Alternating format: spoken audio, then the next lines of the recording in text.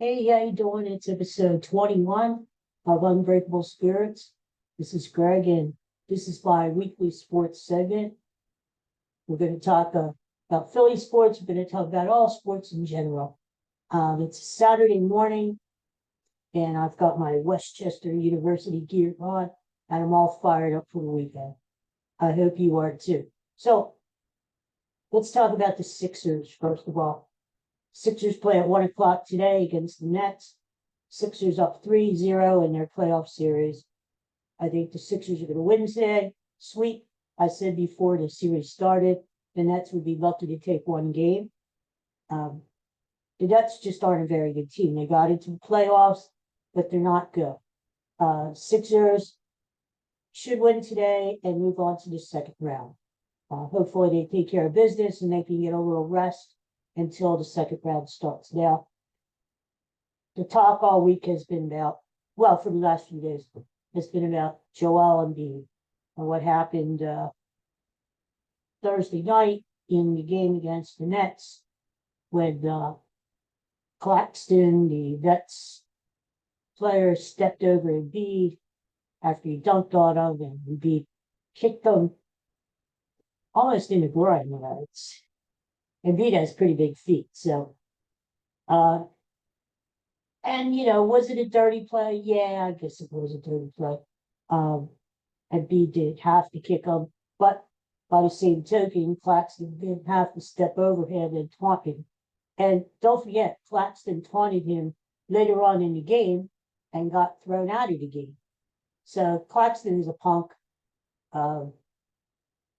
He's a wannabe, and I think the Nets had a game plan where they were going to try to bait Embiid into getting thrown out of the game. And that's really one of the only ways they can win. The funny part about it is that the Sixers have played well the last few years, actually, without Embiid. They went on a West Coast swing last year without Embiid, and I think they won just about every game out there. If not, maybe they lost one, but they really played well. And my point is that even without Embiid, I think the Sixers win today and win the series. You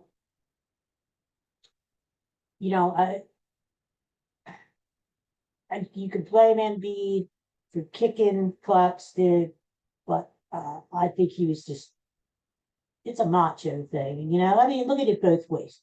You don't want to be dunked on. You don't want to have a player who is lesser quality, lesser caliber player than yourself stand over you and taunt you. It's just sticking up for yourself, But by the same token, Embiid should have thought, well, what if I get thrown out of this game, And that's not going to help the 76ers either. So to me, it was just a rash decision on both ends. Both were guilty. Let's face it, Claxton and Embiid were both guilty. They should have both been technicals, both had a flagrant one fouls, and that would have been the end of the story. But,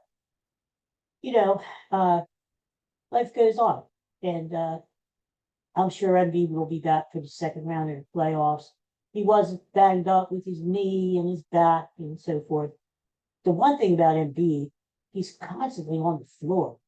Oh my God, I've never seen a basketball player on the floor as much as Embiid. I remember when Dr. J was commenting on the Sixers game a couple weeks ago, and he stopped by and he was saying, Joel Embiid is a great player.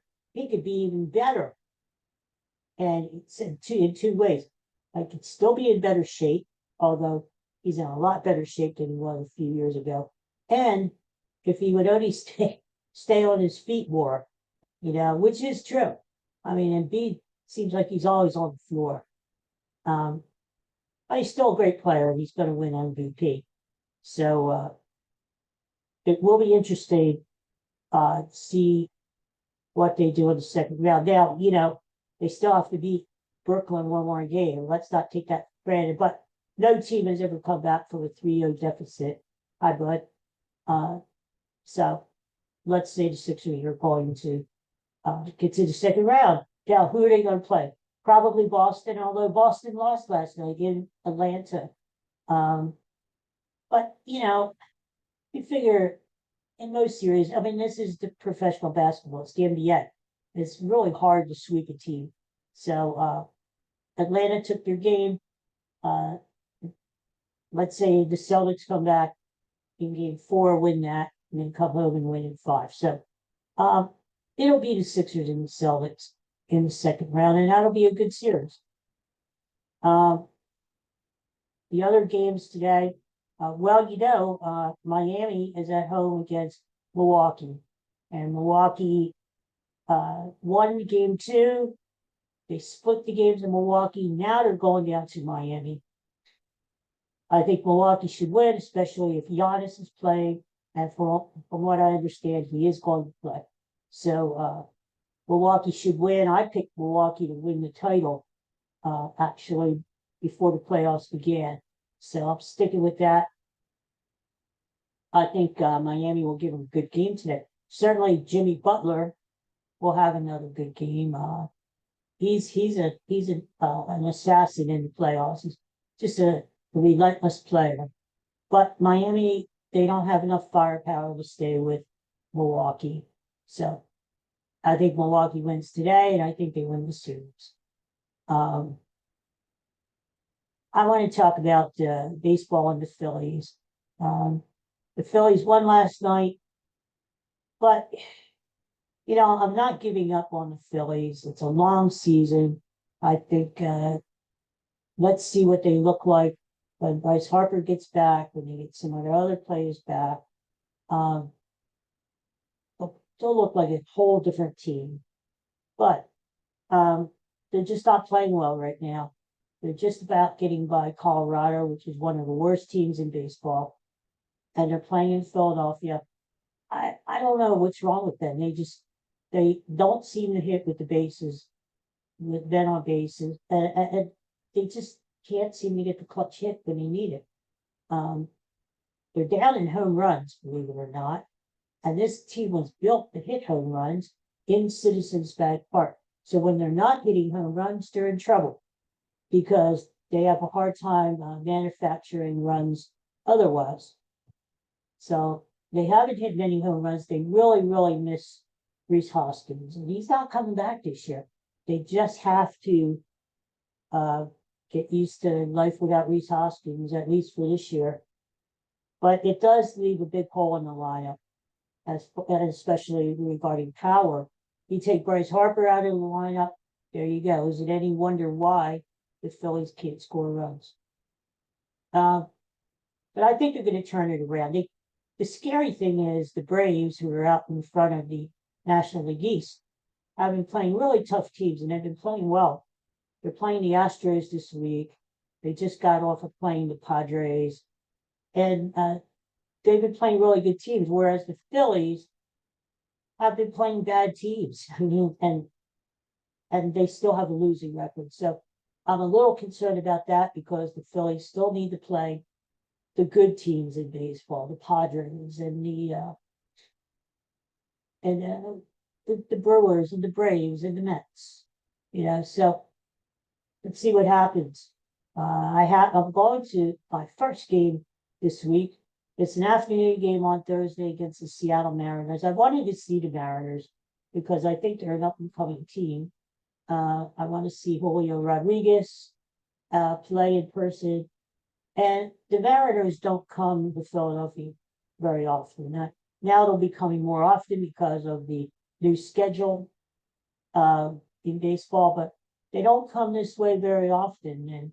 And I think it's going to be fun to see the Mariners. So my first game, I think I have 9 or 10 games this year I have tickets for.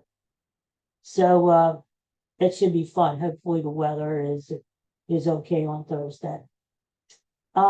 Some other things in baseball. How about that Shohei Ohtani? He's an incredible player. I mean, there's no two ways about it. He struck out 11 last night. He has an ERA around 0.64. He's just an incredible player. When you think about it, he's a Cy Young caliber pitcher, and yet as a hitter, Uh, he's phenomenal. What can I say? It's going to be very interesting after this season. Will he walk away from the Angels? Will one of the big money teams like the Dodgers or the Yankees or the Mets try to sign him? What did he look good in Phillies red pinstripes? Um, he could play right field, stick Bryce Harper at first base, especially if Rhys Hoskins doesn't resign. And there you go. He's going to cost a ton of money, though. Yeah, what's going to be interesting, I think I mentioned this on the podcast a few weeks ago. If Ohtani leaves the Angels, it wouldn't surprise me if Mike Trout wouldn't be far behind. I mean, the Angels really have to do it this year. If they're ever going to do it out there in the American League West and get to the playoffs and beyond, they really have to do it this year with Ohtani and Trout. Because after this year, who knows if Ohtani is going to come back to the Angels. My feeling is he's not. He's going to at least test the waters of free agency. He'd be stupid not to. I mean, here's a guy who's probably going to get upwards of $500 million in his contract. And why wouldn't he test free agency? But my point is, if Ohtani does leave, I wouldn't be surprised if Mike Trout is traded after that. The Angels could just overhaul everything and go young, try to rebuild. And of course, if they're offering Mike Trout, wouldn't it be natural for the Phillies to trade for him? Stick Trout right in the outfield there, coming back home again, teaming with Bryce Harper. What a lineup, right? For the next 8 years, 10 years. So one can hope, one can dream. So we'll see what happens. Look at some of the division races. That the Rays are still on top in American League East. They're incredible. They're 11-0 at home. They really have a fascinating team when you look at it. They're really an interesting organization. All the way from their great farm system to the way they use their players. It's just they're a fun club to watch. So they're on top. Look out for Baltimore. They're a very up and coming team in the American League, and maybe not win the East this year, but it wouldn't surprise me if they made playoffs as a wild card team. I mean, Baltimore still needs some pitching, but look at these young players that Baltimore has. That they're just a good, young, and up and coming team. And of course, you can never count out the Yankees. I like the Blue Jays in American League East. I think they've got so much talent on that team. Sooner or later, they're going to break through. So I like the Blue Jays. Look at the Central, the Guardians and the Twins. I originally picked the Guardians to win that division, and I think they still will. But look out for the Twins. I like their lineup. I like their rotation. And there's something about the Twins. They showed me something when they went into Yankee Stadium last week and they held their own against the Yankees. And they're not the same Twins. They're not your grandfather's Twins. Normally the Twins would go into New York and roll over. And but they didn't this year. They held their own against the Yankees. And so I like the Twins. I think they're going to make the playoffs too. And as we said in the American League West, well, the Astros are hanging in there. I don't know about the Astros. It's really hard to repeat in any sport. So even though they're loaded with talent still, I would say I don't know if the Astros are going to. I think maybe they'll make the playoffs, but will they win another world title? No, I don't think so. It's so hard, first of all, to get back into the World Series, let alone win it again. American League East has improved. Look at the Mariners, who are coming in Philly this week, and the Angels. the Texas Rangers are playing right ball. So I don't know. I don't think it's going to be so easy for the Astros this year. We look at the National League. The Dodgers are not playing good ball. I mean, the Dodgers out in National League West, I think they let too many people go. Trey Turner, Bellinger, uh, Josh Turner. They just let too many people go. And granted, the Dodgers always have a good farm system, but are they able to pick up where these Turner and the other Turner and Bellinger left off? I don't know. Right now the record isn't too good, and they're not really dominating teams like they used to. You know, you expect the Dodgers to be out the front running for a National League West title and just blowing people away. They'll just stop doing it this year. And granted, the National League West is tougher too. You've got San Diego, who is loaded with all those stars. But you know who I like in the West is Arizona. And right now they're hanging in there in first place. I like the Diamondbacks. It may be a little too soon for them to contend seriously, but the Diamondbacks are another up-and-coming team in the same vein as the Orioles are, and the Twins are. So look out for the Diamondbacks out west. But National League Central, the Brewers are playing really good ball. Of course, they have really good pitching. And St. Louis, who will always be there in the end, they haven't gotten off to the greatest of starts. You know, the team that's surprising out there is the Pittsburgh Pirates. They won again last night, and they're really off to a good start. Pittsburgh is playing really, really good ball out there. And I'm happy for the Pirates. You know, when I was out there a few years ago, and we had a great time. The stadium is beautiful. The city is great. The fans they're a long-suffering fan base out there in Pittsburgh, and especially in baseball. So I'm kind of happy for the Pirates. I know they kind of take a back seat out there to the Steelers and the Penguins, but I hope the Pirates have a good year this year. I'd love to see them get into the playoff. Some new blood, like the Phillies were last year. And we get to the National League East, and the Phillies are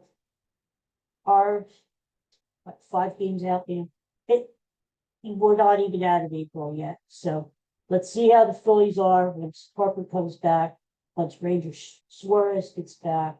Hopefully, Andrew Painter, the young 19-year-old, soon to be 20-year-old star pitcher. Let's hope he is able to pitch for the Phillies sometime this summer. That's going to be really interesting to see how he does too. I haven't given up on the Phillies. They're just not playing good ball right now. Let's face it.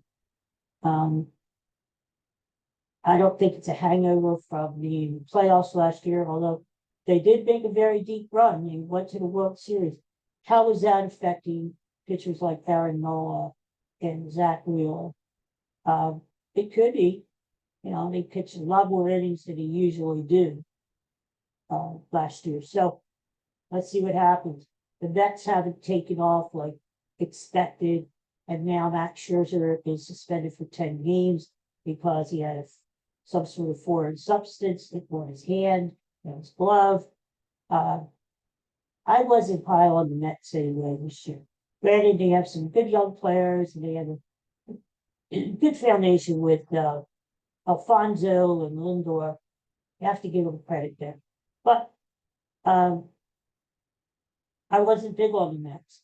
I really, really thought it would be a Braves Phillies fight for the division. It may well still be. I mean, the Braves seems like they are always bringing up players from the farm system to supplement players that have been hurt. Now they've gotten Max Fried back. They're starting to get a little more healthy, and I like the Braves. They're going to be tough to beat this year. I think they're going to be more motivated to get back into the playoffs and get back to the World Series. So we'll see what happens. That should be a good fight. The Eagles, they're drafting as all the other NFL teams are this Thursday. Eagles picked 10 and 30 in the first round. And the debate here in Philadelphia for a long time has been, what will the Eagles do with number 10? A lot of people want them to take Bijan Robinson, running back out of Texas. Will they do that? The Eagles, they don't value running backs that highly. It's like they don't value linebackers. For certain positions that the Eagles organization going back a long time, not just this year, just don't value as highly. One of them is running back, another position is linebacker. You're going to hardly ever see the Eagles take a high draft pick in one of those positions. I would think it's going to be the line, either offensive or defensive, on both sides of the line. They're getting a little long in the tooth, and the Eagles like to have a solid depth behind their and players. I mean, Jason Kelsey, who knows what's going to happen with him? Is he going to retire after this season? We don't know. Same way with Brandon Graham, Fletcher Cox. I mean, after this year, you may have a lot of openings on the lines. So will the Eagles start to address that this year? I don't know. Here's the thing. The Eagles have 13 draft picks next year. 13, unless they trade some. They're going to fill a lot of holes next year. So do they fill the holes in the offensive and defensive lines next year? Make the secondary stronger this year with only 5 picks? Will they draft? They definitely need help. They need, for a team that went to the Super Bowl, think about it. The Eagles still need a lot of help. They need a backup tight end for when Dallas Goedert can't play. We saw what happened last year when he went down for a few weeks, how the production from the tight ends dropped. They can use another wide receiver. Of course, they need help in secondary too. So they do need to fill some holes, and granted, they do need a running back too. Now, if they don't take Robinson at 10, maybe they take another running back later on in the draft. To me, I wouldn't be surprised if the Eagles don't trade one of their first round picks. Why? Because I don't know whether they're in love with any specific player. I feel that maybe they could get the same kind of player at, let's say, 15 or 16 as they could at number 10. The same way with the number 30 pick. Maybe another team would like to trade into the first round, and the Eagles would move back a little bit to the beginning of the second round, and then would pick up an extra draft pick. That's what Howie Roseman likes to do. That's his MO, is pick up more draft picks along the way, so he has more ammunition to play with on draft day, making trades. So it wouldn't surprise me if Howie makes a deal or two next Thursday. I mean, look what happened last year when unexpectedly they traded for A.J. Brown, and they traded a draft pick ball. So with Howie, he's very bold, which is good. You know, Howie's not afraid to take chances. So he always makes it interesting. So let's see what they do on Thursday. Personally, I don't think they're going to pick Bijan Robinson. It's just not their style. As much as we would love to see him plug right in as the lead running back, and he gives them another dynamic weapon on offense. That's all well and good. But the Eagles, they just think more long term.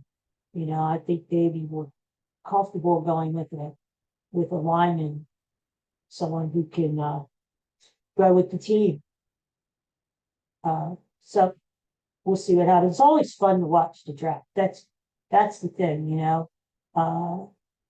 Between Thursday night, the first round, Friday, you've got your second and third rounds, and then Saturday at this time on Saturday, we'll be watching the rest of the draft play out. And it's a fun time, you know. It's fun to watch the draft and to after the draft, of course, more free agents and you know what? Time goes fast, doesn't it? Think about it. I mean, here we are, the end of April. It's the NFL draft already. Pretty soon we'll be talking about the combine. We already had the combines. We'll be talking about the training camp coming up and mini camps and more free agency signings and more trades during the summer. And the NFL, man, I'd say it's a 365-year season. Even when the season ends in February, the NFL still goes on and on. I can't wait for the schedule to come out too, which it usually comes out in the middle of May, early June. We know who the Eagles are going to play. We just don't know when they're going to play. So that's always a fun time too. So last thing is hockey. You know, I picked the Boston Bruins to win the Stanley Cup.